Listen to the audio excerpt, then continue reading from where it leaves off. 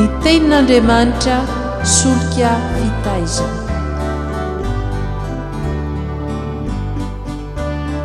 Fandaharana atolotry ny radio teny fiainana miaraka amin'ny fikambanana hira sy filazantsara.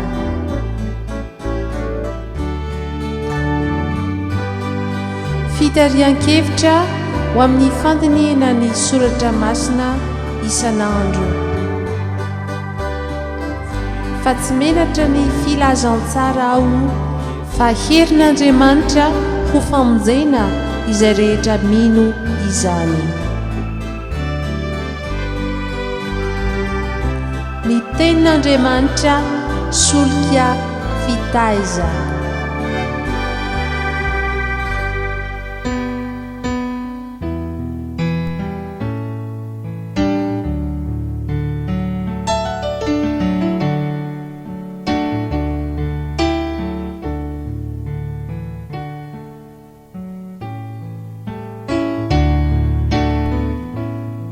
Dia falindray miarabantsika havana rehetra mpiaino sy mpanaraka ity fandarana ny tenin'Andriamanitra solika fitaiza eto amin'ny radio teny fiainana.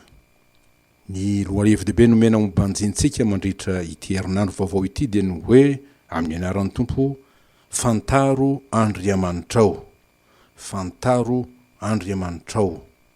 Ary dia zany koa no natolotra ho velarintsika vetivety amin'ity andro alatsinainy 20 oktobra ity ka andraisantsika ny afatry ny mpanao salamo manao hoe andramo fa tsara Jehova. Salamo faefatra amby 30 ny tapany voalohany amin'ny 19.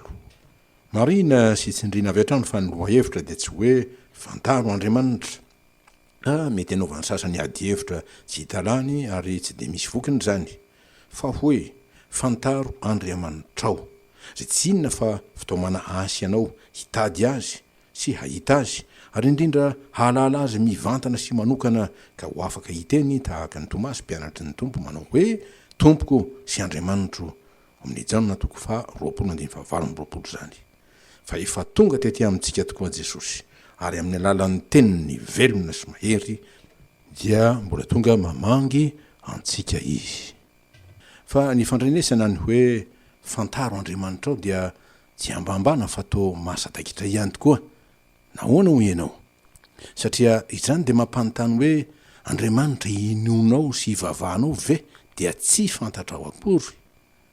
Fa raha ny tokony mizy moa ve tsy izay fantatra no ivavahana sy anakinana ny fiainana, fa tsy izay tsy fantatra.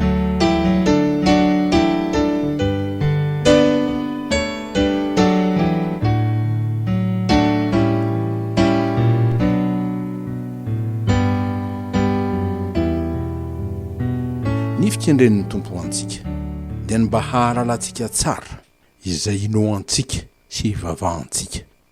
Koa dia mino aho satria fantatro izay inoko. Araka ny tenin'ny apôstôly Paoly ao amin'ny Timoty 2:1-12. Fa tsy hoe mino sy mivavaka aho satria izay mianakavy dia mpivavaka hatramin'ny razambenay, na koa taranaka mpanompon'Andriamanitra, na koa mba ho hitan'ny mpiaramonina fa mpivavaka tsara, na koa makany am-piangonana satria mahafinaritra ny miaino irany, sy ny sisa sy ny sisa.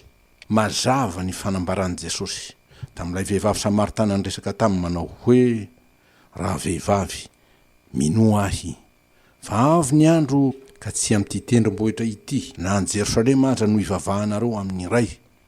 Ianareo mivavaka amin'izay tsy fantatrareo, izahay kosa mivavaka amin'izay fantatray. Fa avy ny andro sady tonga ankehitriny raha ny tena mpivavaka hivavaka amin'ny iray amin'ny fanahy sy ny fahamarinana, fa ny ray koa mitady ny mpivavaka amin'ny ho tahaka izany.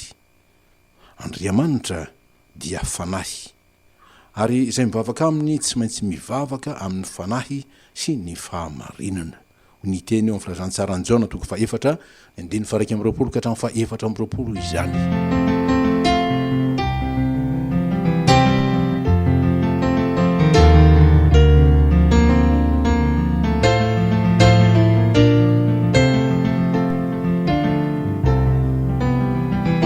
Mba araraka izany fa ny finoana sy ny fivavahana zay tsy miorona amin'ny fahalalana marina izay inoana sy ivavahana no atao hoe finoa no am-pona. Tsy hoe mikasika izay zavatra inoana sy ivavahana ihany zany atao hoe finonom-pona na hoe minomino foana zany revako, toy ny hoe mino ny tapakazo atao anaty poketra na afenina any ambanin'ny paosy fa afaka hitasiaro anao izy, na koa hoe mivavaka amin'ny sampimona toy ny vato sy ny zavatra voasokitra, omena maso kanefa tsy mahita sina vava tsy miteny anamboarana sofina tsy mandre. Ireny dia efa foana raha teo, zany hoe tsy manana hery na fahefana hamonjy fa ny olona ihany no mety hevitra izany. Ary raha sanatria azaka misy milaza azy ho masina reny zava-pony reny na manakasiny ireny, zany hoe manan-kery, de mazava fa ny hery avy amin'ny maizina de ny devoly no mety nampitoerinao aminy na miasa amin'ny alalany ary misoloky ny toerana. Ary dia izay no andringana an' Jesosy azy satria mamitaka no mangalatra ary manimba, izay no ataony amin'ny olona. Dia mazava ny antony ampandoroantsika azy amin'ny afo ao amin'ny anaran'i Jesosy izay tompo-pahefana sady Andriamanitra tokana izay hany tokony inon'ny olona. Ary dia fomba hitsy zany hatramin'ny nahavelomandreo ray aman-dreniny tobo lehibe amin'ny fifoazam-panahy zany, ary mandraka ankehitriny dia eo amin'ny tobo-masina no hanaovana toy hoe fandoroana ny sampy mona, na mikaikaika toninina azy izy dia mona. Ary dia io no nahatonga an' Jesosy izahan-toetra, anefa koa hitarika ireo mpianany ho amin'ny fahalalana tsara azo tompo, fa nisy tokoa ny tsy fahalalany ireo an' Jesosy. Ary dia niseho miariary zany tsy fahalalany an' Jesosy zany raha niteny tamin'izy ireo ny tompo ka nanao hoe fantatrareo ny lalana ho any amin'izay alehako. Valiny Tomasy izy manao hoe tompoko, tsy fantatra izay alehanao ka ataonay ahoana ny fahafantarana ny lalana? Ary dia hoy Jesosy taminy, raha nafantatra ianareo dia ho nahafantatra ny raiky koa, ary hatramin'izao dia mahafantatra azy ianareo sady efa nahita azy. Jaona 4:15-17 fa misy filazana tokoa ao amin'ny filazantsarany Jaona hoe izaho sy ny ray dia iray ihany. Tsy inona io tsy fahafantarany an' Jesosy zay tiany Jesosy ampahafantarana azy io, fa ny Mahandriamanitra azy dia ny firaisany amin'ny ray.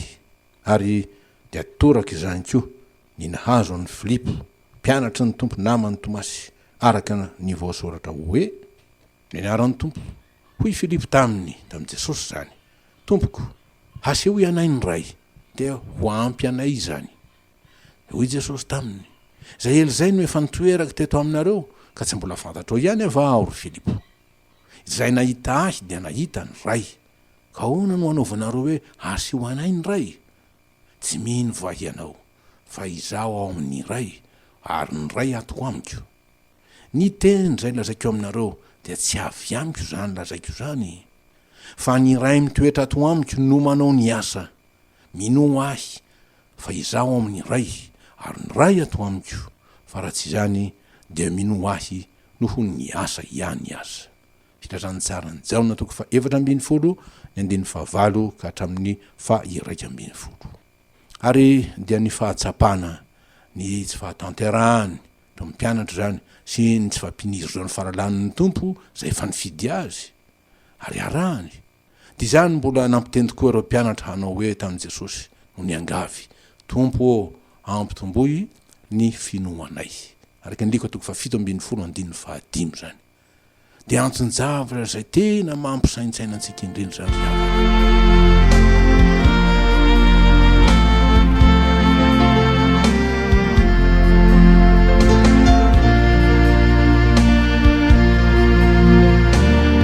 Rehefa zay, inona ary ny fampianarana azontsika tsy hoaina? Araka izany dia mitandrina ny olom-bao fidin'Andriamanitra sy izay rehetra nandre ny antsony tompo ka nanaraka azy sy manompo azy, mba tsy ho variana na hatoko tena, fa rehefa hoe voantso izy na koa manao ny asan'Andriamanitra na inona mety ataony amin'izany asan'Andriamanitra zany, dia everiny fa ampiorina ny finoany sy hamarina azy io mason'Andriamanitra zany, ary dia hanana ny antoka fa ho lavorary tsy misy kianina ny fiainam-panahiny, na koa misy madilana ho tenitenina sy bango fenoina ny fifandraisany amin'Andriamanitra. ny antom-piheverana toy ireny no ararotiny devoly fa avalo ny finoana hamelezana ny olon'Andriamanitra. Ary dia io no mahatonga ny Paoly hanafatra sy ampitandrina andra Korintianina manao hoe amin'ny anaran'ny Tompo koa izay manao azy fa efa mijoro tsara dia aoka izy hitandrina fandrao ho lavo. Korintianina voalohany zany 10:12. Ary dia ireo tokoa ny fanajambana ny masompanahiny maro zay mety angetaeta ny famonjen'Andriamanitra sy andray ny vatsim-panahy avy amin'ny tenin'Andriamanitra. Fakam-panahy ianina amin'ny fanarahana fombafomba mpivavahana zay iveriny fahavonjy azy. Mazava indrindra ny teny Jesosy ny amin'izy ireo manao hoe koa foana ny ivavahan'ireo amiko izy raha mampianatra ny didin'olombelona ho fampianarana izy. Mateo 5:17 zany manondro indrindra reo fariseo sy mpanoratra.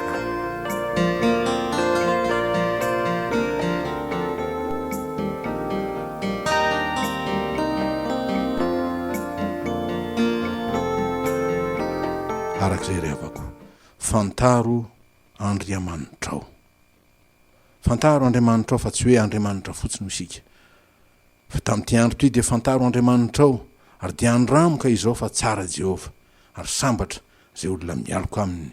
Ny mpanao salamo ao amin'ny 4:9 fa ao amin'ny Tompo zany ny fahatanterahana sy ny fahatsarana rehetra. Ary ao amin'ny indrindra no misy ny tokom-pamonjena tsy mamitaka.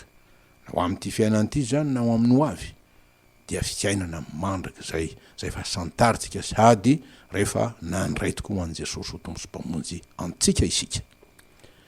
Dia hoy Jesosy, ary zao no fiainana mandrakizay dia ny mahafantatra anao izay Andriamanitra tokana sady marina manondro ny ray io sy Jesosy Kristy zay fa nirahinao.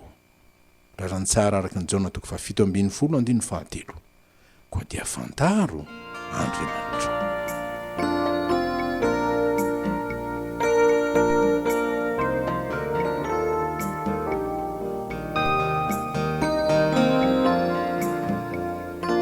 Andeha ho fesintsika izao tari-pampianarana ho fandiniana sy fandalinana ary fanorenana ny finoantsika izao. Fantaro Andriamanitrao. Nahoana? Satria manaiky ny ho fantarina tokoa izy. Ary fantaro fa tsara ny Tompo. Dia araka nambara tamintsika teo zay hita ao amin'ny vaky teny 2 amin'ny Perikiopa Salamo 4:7-9 araka izany. Ny vaky teny voalohany amin'ny Perikiopa tsika ny Marka 7:1-7 dia milaza indrindra fa Andriamanitra dia manaiky ny haneo ny fahefany hanafaka ny olona amin'ny rofy zay tsy mety sitrana. Eto dia nanafan'ilay lehilahy marenina sady raikidela zavatra tsy hain'ny olona izany ka tantara azo hitarafana indrindra ny asa fanavotana ny mpanota amin'ny fahontany zany aretina tsy sitran'ny olombelona fa izy Tompo dia Jesosy Kristy lay maty ho azy ho antsika no mahavita zany fanavotana zay manafaka amin'ny ota izany. Fantaro Andriamanitrao fa manaiky tokoa izy ny haneo ny fahefany hanafaka ny olona amin'ny rofo rehetra zay tsy mety sitrana. Raha misy mahatsiaro fa mety maningotra azy ry havana ny eritreriny sy miampanga azy ny fony no ny fahadisoana tamin'ny fiheverana na tamin'ny teny na tamin'ny asa zay mety natao ary mbola tsy nahafantatra marina ny Tompo sy ny hevitry ny fikasany amin'ny famonjeny dia tsy manilika anao kory Jesosy sanatria fa mbola amin'ny taona manao hoe mankanesa ty amiko ary mianara amiko fa malemy fanahy sady tsy miavina po aho dia hita fitsarana ho an'ny fanahinareo ianareo. Mateo 2:17 sy 7 zany. Zany dia fihavanana sy firaisapo ary fiombonana antoka zay ataon'Andriamanitra amin'izay rehetra mitady azy ary mandray ny famonjeny manaiky azy ho Tompo sy mpamonjy. Ary dia hoy ny toky lehibe zay omeny fa tsy afoina asaraka izy manao hoe amin'ny anaran'i Jesosy fiadanana no avelako ho anareo, ny fiadanako no omeko ho anareo ho voninahitr'Andriamanitra. Amen.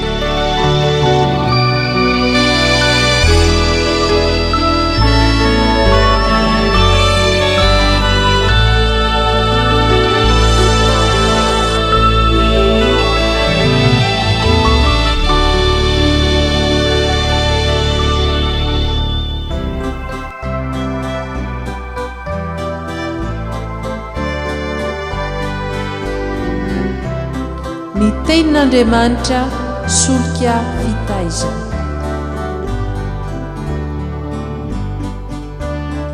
Fandaharana atolotry ny radio teny fiainana miaraka amin'ny fikambanana hira sy filazantsara.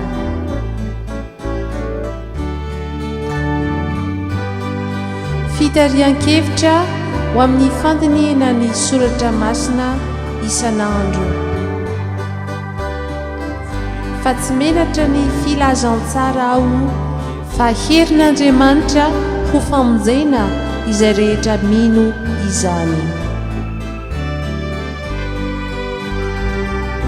Ny tenin'Andriamanitra solika fitaiza.